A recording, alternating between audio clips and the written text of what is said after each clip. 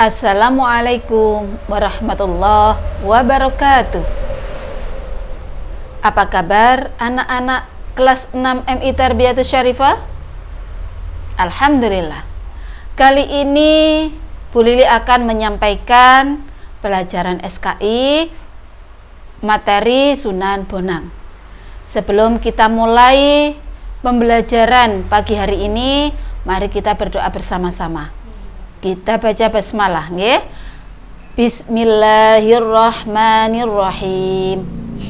Oke, anak-anak, sebelum kita lanjut, Bu Lili sekedar mengingatkan, sebelum PTS kemarin kita sudah belajar tentang Sunan Ampel, Sunan Giri, dan Sunan Derajat. Oke, sekarang materi setelah PTS yaitu Sunan Bonang. Biografi Sunan Bonang. Nah, anak-anak, ini adalah fotonya Sunan Bonang. Nggih, barangkali pen belum tahu nggih. Nama asli beliau adalah Raden Magdum Ibrahim. Ya. Beliau adalah putra keempat dari Sunan Ampel, di mana ibu beliau bernama Nyi Ageng Manila. Beliau ini, Nyi Ageng Manila, adalah keturunan dari Kerajaan Tuban. Oke, beliau dilahirkan pada tahun 1465 Masehi dan beliau wafat pada tahun 1525 Masehi dan dimakamkan di Tuban. Oke. Dakwahnya Sunan Bonang. Nah, awal dakwah Sunan Bonang itu di daerah Kediri. Beliau di Kediri menggunakan gaya yang sangat keras sekali, dakwah yang keras. Salah satunya apa? Banyak berhala-berhala atau patung-patung yang dirusak, yang dimusnahkan sama Sunan Bonang. Nah, karena itulah di Kediri beliau tidak disukai sama masyarakat Kediri. Beliau menguasai ilmu fikih, ilmu usuluddin, ilmu tasawuf, ilmu seni sastra, arsitektur, dan bela diri atau pencak silat, nggih. Beliau juga pandai mencari sumber air. Di daerah Tuban itu terkenal dengan daerah yang gersang, tapi beliau memiliki karisma, memiliki karomah, nggih, sehingga mudah untuk mencari sumber-sumber air yang letaknya di dalam tanah. Nah, kesaktian beliau itu adalah merupakan karomah, di mana karomah itu adalah pemberian dari Allah. Oke, kita lanjut ya, Nak. Peranan Sunan Bonang. Nah, beliau ini adalah mengembangkan dakwah lewat seni dan budaya. Ya, jadi sebelum Islam masuk ke wilayah Jawa, penduduk Jawa rata-rata atau mayoritas beragama Buddha dan Hindu. Nah, beliau ini menyebarkan Islam melalui seni budaya. Nggih, jadi contoh saat ada kenduri atau selamatan, lah beliau ini menyisipkan ajaran-ajaran Islam dengan apa? Berzikir. Semacam itu, nggih. Terus memasukkan nilai dan keislaman pada tradisi masyarakat Jawa. Yang kayak tadi, nggih, kalau ada kenduri gak sekedar kenduri atau selamatan, tapi disisipkan dengan bacaan-bacaan untuk mengagungkan Allah. Terus juga menyebarkan dakwah melalui karya sastra. Nah, karya sastranya Sunan Bonang terkenal dengan suluk wijil.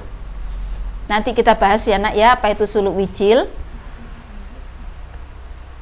Karya Sunan Bonang diantaranya yaitu alat musik bonang. Alat musik bonang ini terdapat pada serangkaian gamelan, ya, gamelan Jawa. Terus juga ada syair Tombo Ati. Lah, biasanya pean kelas 6 kalau mau sholat untuk mengundang teman-teman berjamaah pujian. Nah, diantaranya yaitu pujian Tombo Ati. Nah, Tombo Ati ini ternyata karangan dari Sunan Bonang.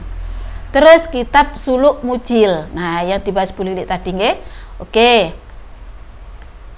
Ini loh nak, yang namanya alat musik bonang nggih, dari lempengan kuningan nggih, berbentuk apa itu bulat-bulat gitu ya.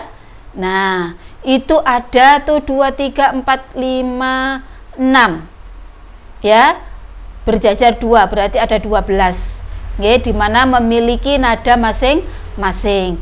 Cara memainkannya dipukul, itu adalah bonang.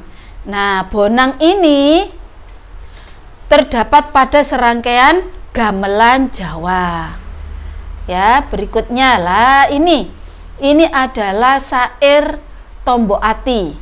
Nah, kita syairkan bersama-sama ya nak ya. Tombo ati iku 5 perkarane, kaping pisan maca Quran lan maknane, kaping pindho salat wengi lakonono,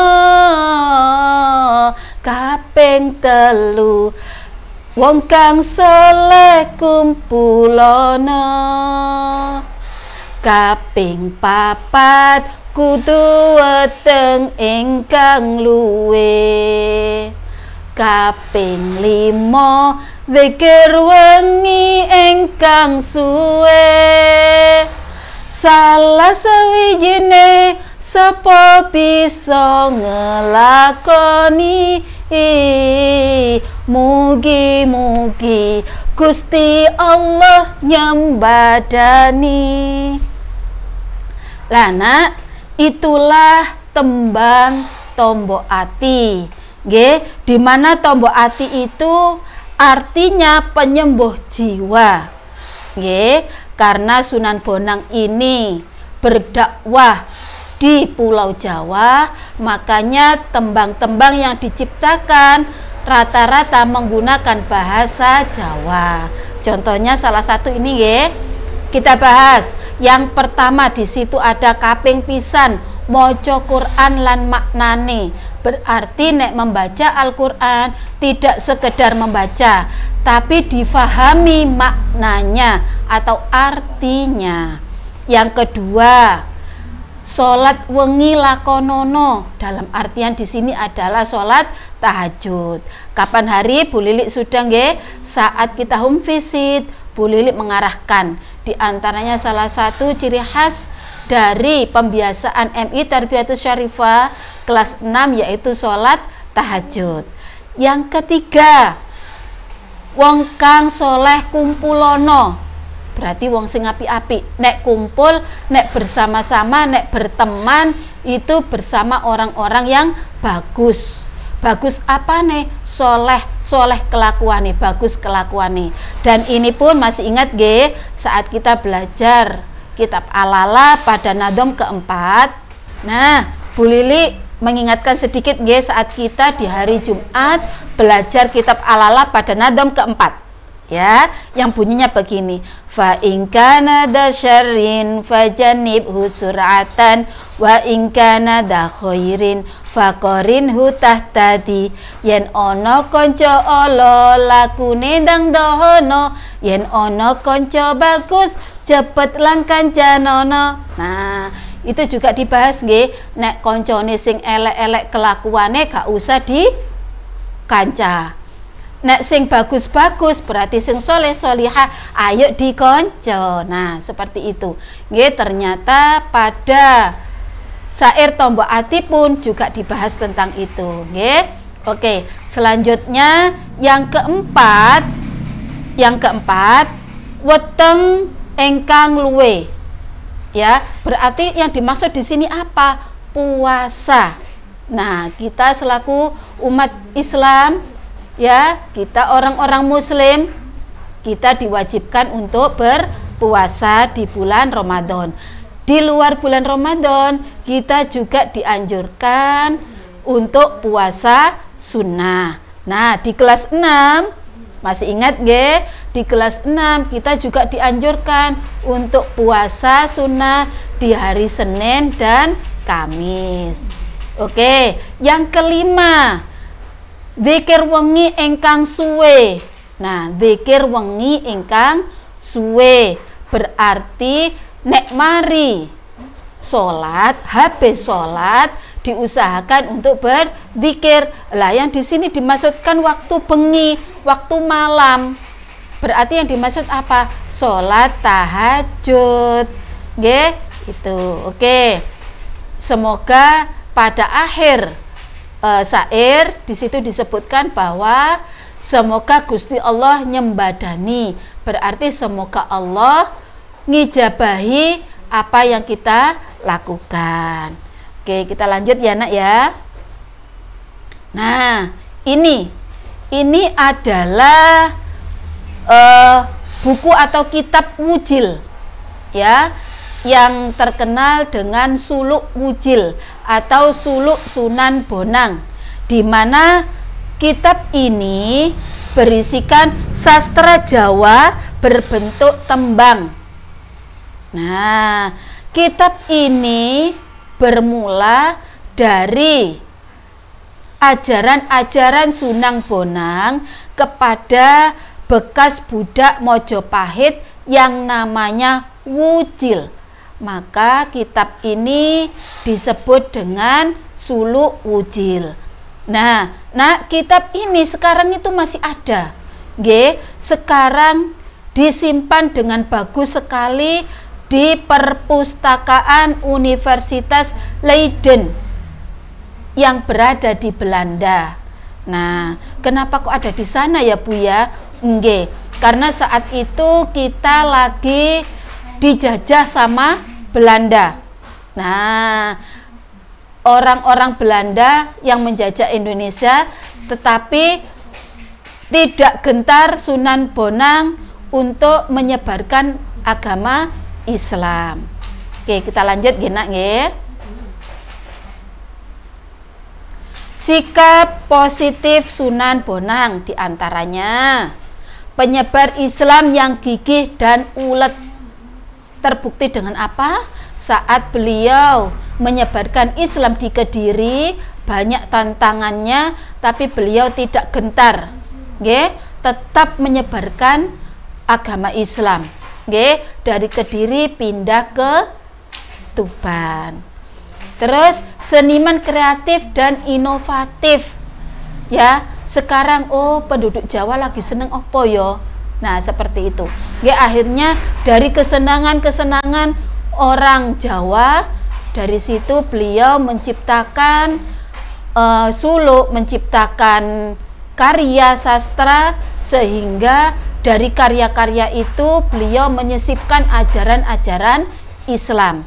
Nah, dari situ para penduduk Jawa mulai suka, mulai menyenangi, akhirnya ternyata seperti itu ya Islam. Lambat laut mereka masuk Islam. Terus juga toleran dalam berdakwah. Jadi Sunan Bonang yang awalnya dengan kekerasan, ya mungkin penduduk Jawa mengatakan dengan kekerasan, akhirnya Sunan Bonang menyebarkan Islam dengan secara lembut, dimasukkan sedikit-sedikit ajaran Islam ke budaya Jawa yang masih ada saat itu. Oke, itu anak-anak sedikit penjelasan Bu Lili tentang Sunan Bonang.